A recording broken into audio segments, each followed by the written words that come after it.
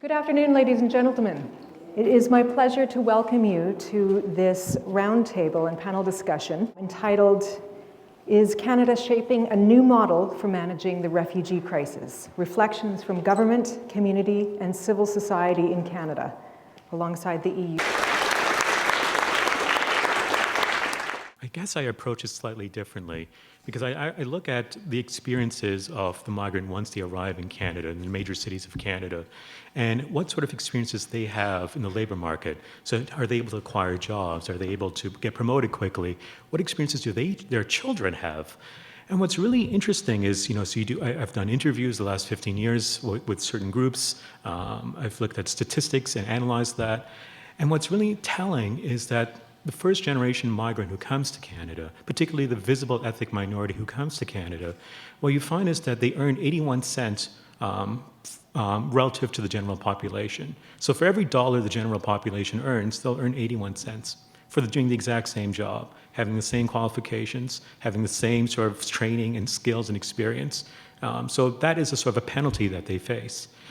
If you look at their second generation, they earn 71 cents. There's actually a decline for the second generation using StatsCan data. And so this is telling, but what's really interesting, and so this entire conversation is about how to develop models. Before we get to that point of developing models, it might be worthwhile to understand why these penalties occur. And a lot of it has very little to do with, increasing their training or with, improving their language proficiency. A lot of it has to do with trust. There's a lack of meaningful trust that the general population has towards different visible ethnic groups. And what I mean by that, in terms of meaningfulness, is that you need to have minimum levels of trust to hire a particular individual. And so, there was a comment made about, the negative things that are listed on social media. Well, they might reflect a lot of implicit associations and negative attitudes that people innately have, but they may not express it, and so social media is a form to express that. The way I examine that is it's a form of a lack of trust because they don't have meaningful interactions. And so how do we, when we actually look at how to actually acquire a job for a migrant or a non-migrant, what you find is it requires social networks. So we see that first generation migrants who come here, the refugees, or even the high capital immigrant, high human capital immigrant, when they do come here, they don't have the same networks as the general population. 2/3 of all jobs are found through networks, and so that's a barrier there.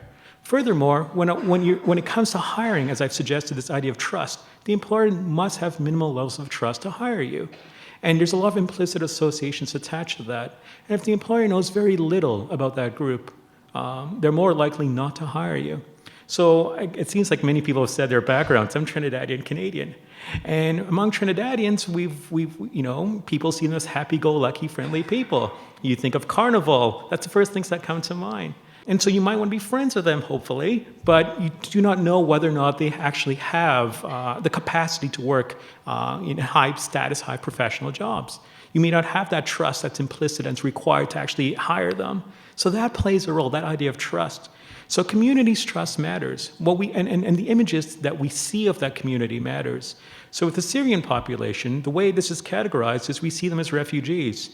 You might want to ask yourself, when you think of refugees, you tend to think that they're low-skilled, in dire conditions. And generally speaking, they might be coming from dire conditions. That's why they're being pushed in this context there. However, we don't meaningfully know about the Syrians.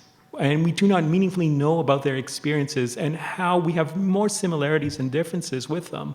That sort of trust that's required can actually influence their labor market experiences. And so that's the way I would approach this. For the second generation, in fact, the trust plays a role as well. The second generation, even though they are able to fit within the working culture, even though they understand Canadian norms and values because they've been socialized here, you find that they lack those networks to actually acquire that high-status, high-paying job.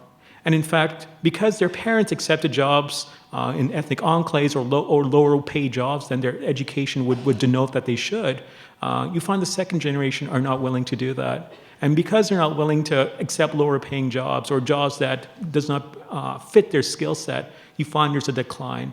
So as I said, 81 cents for the first generation, and it's 71 cents for the second generation.